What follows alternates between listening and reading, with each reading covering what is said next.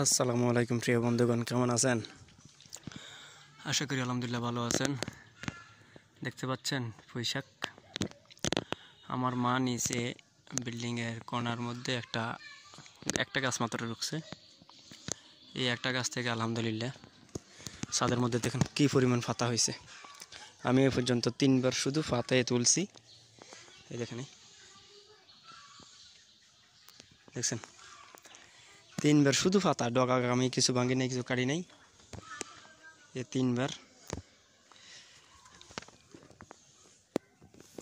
এই দেখছেন কত সুন্দর পাতা, একদম কোনো পোকা নাই, একদম পোকা মুক্ত, কি ফ্রেশ, একদম পুরা ফ্রেশ।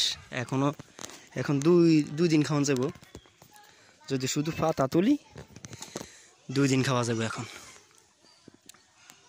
দেখছেন কি সুন্দর পাতা, কি সুন্দর, সুবহানাল্লাহ, আলহামদুলিল্লাহ। দেখছেন কি সুন্দর, অল্প একটু দেখেন। এই বিল্ডিংয়ের একটা কোণার মধ্যে ছাদে এসে ট্যাঙ্কি, আর ওইদিকে আরও ফসল কিছু আছে, ওগুলো পরে দেখাবো আবার ইনশাল্লাহ। এখন এই সুন্দর জিনিসটা আপনাদের দেখাইতেছি। আশা করি আপনার কাছে ভালো লাগবে, সুন্দর লাগবে, দেখতেও ভালো লাগতেছে আমার কাছে।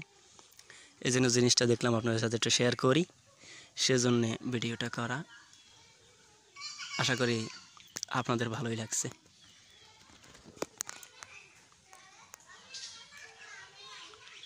তো ঠিক আছে বন্ধুরা, আপনার সাথে এতটুকু আসলে শেয়ার করা মনের আনন্দে।